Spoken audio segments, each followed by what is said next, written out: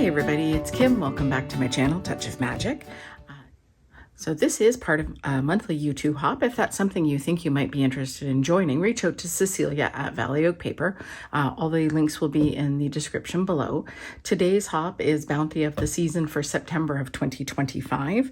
And I am going to kind of show off a couple of little things that I have. September to December, I'm part of the affiliate design team for Spellbinders and doing their monthly clubs. So I have a few of them here that I'm going to show, and then we'll walk through one card, I think. There will be more videos following on the rest of the products. I'm just going to do the one I think today, but I'll walk through all of them. This one is the die of the month club for this month. It's the small die of the month. They do have two. There's the large die and the small die. So the small die is called Harvest Magic, and it's all the ones that you see here on the board. And then I've got a few of them punched out. I've got the pumpkin and the lid. Now I've put these together, and I've got the couple of the cats done. And off to the side here, I think you can see everything. I've got a bunch punched out for another card that I'm going to work on. So the first card I did with this is this one here. This is, as you can see, it says Stay Cozy and Spooky. I'm hoping the reflection is showing here. This is a combination of the Glimmer plate of the month, and for this month, it's called Gilded Weave. And then the dies, which are the Harvest Magic. I keep having to look at my notes. So that's a combination of those two things. A little bit of dimension and popped up, some inking on the edges to give definition. Just fun overall to play with. And this is the Glimmer plate. The nice thing about this is that it does foil beautifully. Now, I will say I am relatively new to the hot foil, and as you can see, it didn't go clear on everything, but I'm going to use it anyway because I like a distressed look. And then there's two sentiment plates that go with this, and this one says, as you can see here, Boo to You, Sweet Soul. And then I used the other one on that first card, which is Stay Cozy and Spooky. So that's the Glimmer plate of the month for September 2025, called Gilded Weave. Another card that I have done already, and you can see both the last card and this card up on my blog post already. So this one is with the embossing folder of the month. Now this is a 2D embossing folder. So it's really lovely. I'm hoping that the white is showing at least a little bit of the detail on here, but it does show beautifully on this one. I did this on the Sicily cardstock, and then I used a white pigment ink on the folder, ran it through, let it dry, redid it with a black pigment ink, ran it through, let it dry. So it kind of gives a really neat depth of color and design there. The sentiment is off the clear stamp and die set of the month. I just used the one sentiment and cut it out to layer up. So this is the clear stamp and die of the month. So this is really neat because this is all one solid stamp, and then the sentiments that go with it and the dies that match. So this is the clear stamp and die of the month. If you do the caboodle, the bonus was the stencil that goes with it. Now I haven't used the whole thing yet, just one of the sentiments, but that'll be an upcoming video. This is a 5-piece layering set, and that gives you this design right here for the stencil of the month. And this one's called Acorns and Oaks. As you can see, it speaks for itself. I'm looking forward to doing a lot with this. I think it's a beautiful, versatile set. So that will be another upcoming one. And then the last item I have is the 3D embossing folder of the month. And this one is called Patchwork. And I have it here in just a blue with a light blue inking on top.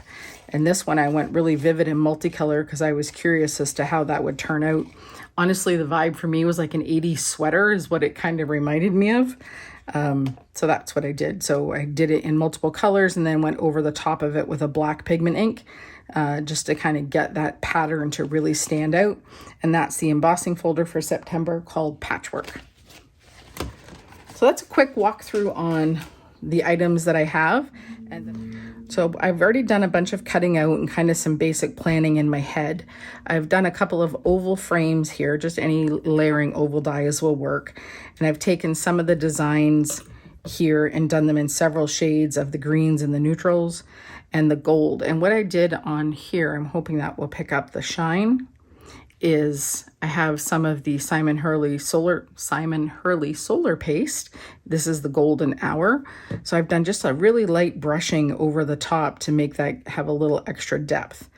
And my idea here is I'm going to make a wreath with the flower combination and some of the leaves, and I see these as corn stalks. I don't know if that's what they're supposed to be, but I'm going to do a bit of a fall harvest wreath. And the other thing that I've added is I've got some wax seals. I haven't played with wax seals in a few years, but I do have, this is the March wax seal from the wax seal kit, but you can get all kinds of them on the website and many other places as well. But I'm going to play, I think, with this one to tie in the colors, to kind of have an idea of a kind of a wreath, if you will, a fall harvest wreath. So I'm going to put things together. This part I will fast forward and play some music. Just wanted to give you a rough idea of what the products were this month and where my end goal for this card is going to be. I have several other releases coming for Spellbinders as well. And I am an affiliate for them, so I do receive these products as part of their design affiliate program. And I'm hoping that what you'll learn is some techniques that you can use anything in your own crafting stash, or if you're looking to shop, my links will be available. So I'm going to walk through all of these. I've got my little wax tool, which I need, my reverse tweezers, fine tip glue, and I will go from there and assemble. I'll fast forward this part and play some music over top, and then we'll come back when it's all assembled.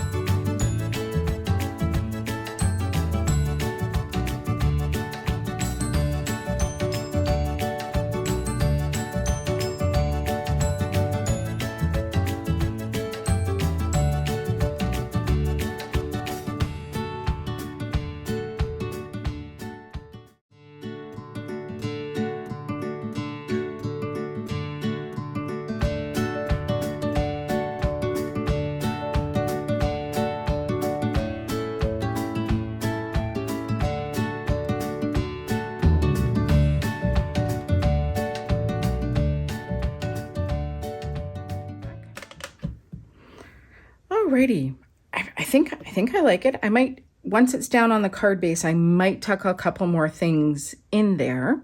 So what I did is, you might have seen at the beginning, I had a couple of pieces of tape holding this together so that I could start placing things that would then hold the double ring, the double oval in one place. And I've done it on a silicone mat so that the adhesive, you can see I've even got some foam in here, won't stick to it. So it allows me to work on this and not have my project stick, because I'm truly just assembling as I'm going. I think I might want something else down in here, but I'll figure that out once it's on the base. So what I plan to do here is I've got a white card base, and I'm going to, this is done with the 3D embossing folder called Patchwork, and I'm going to lay this on top of here.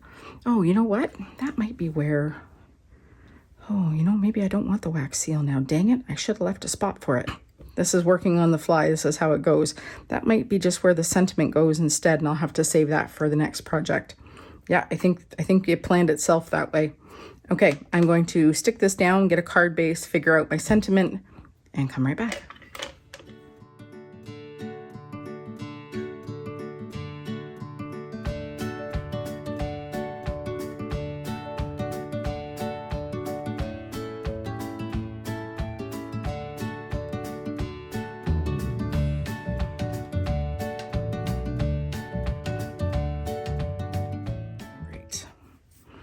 So let's pick this up and see where we are.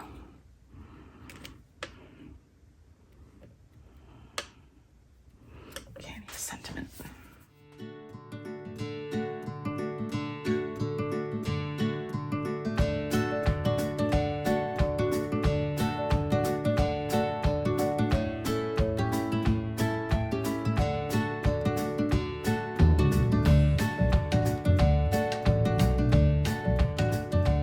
Okay, I'm going with the sentiment that is a little fall charm just for you. And I love that these have dies for the sentiments.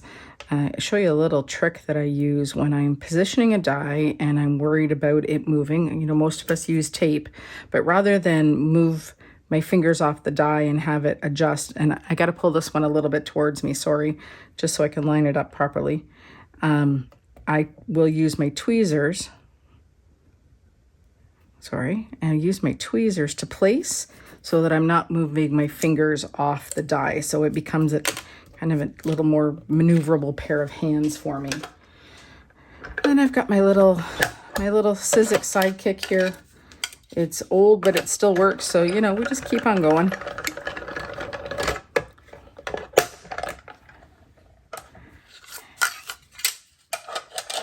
Alrighty.